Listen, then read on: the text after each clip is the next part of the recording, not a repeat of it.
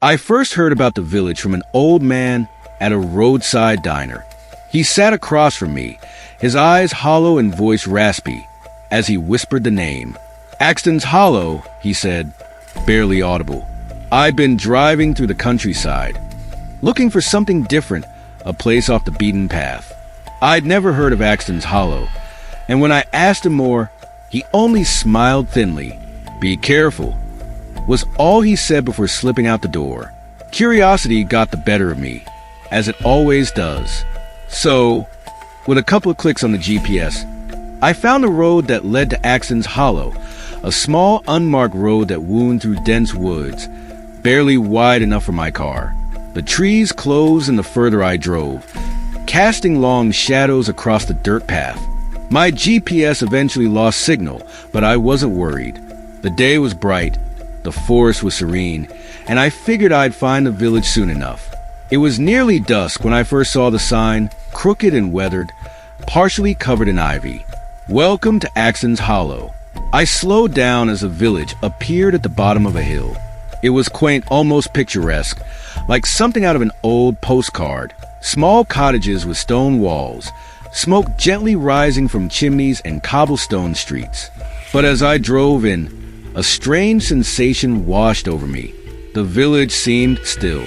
There were no people walking about, no animals, no cars. Just the buildings, standing in perfect, eerie silence. I parked my car and got out, the crunch of my footsteps on the gravel sounding unnaturally loud. I wandered through the main street, peeking into the windows of small shops. They were fully stocked. Fresh bread on shelves, clothes hanging in display windows. But no one was there, not a single soul. The air felt thick, like a storm was about to break, but the sky remained clear. My heart started to race for no reason I could explain. I walked faster, hoping to find anyone, to explain what this place was.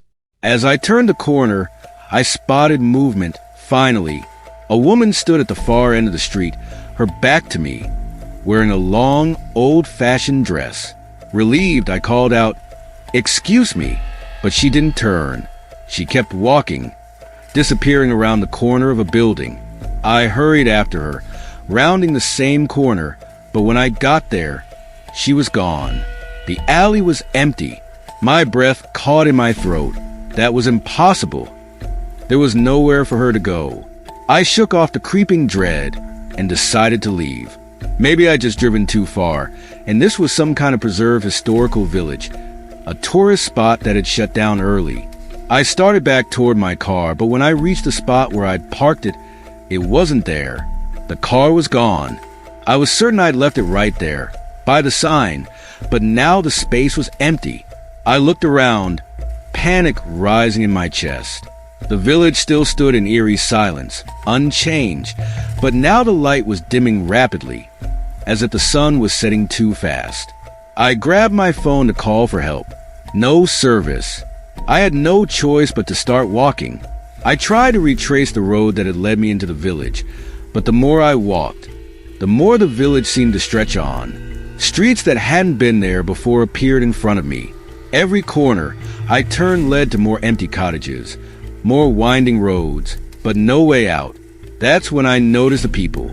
They stood in the windows, motionless, faces pale and hollow, staring out at me with dead eyes. Every house I passed had someone inside, just standing there, watching. But none of them moved. None of them spoke. Just those empty, unblinking stares. My heart raced, my legs trembling as I broke into a run. I sprinted down the street, breath ragged, turning corners wildly. The village became a maze, twisting and turning in ways that made no sense. The cottages blurred together, the streets repeating endlessly. I ran until I couldn't breathe, until my legs burned, but no matter how far I went, I was always back in the same place, back at the village square. Desperate, I stumbled toward a church at the center of town.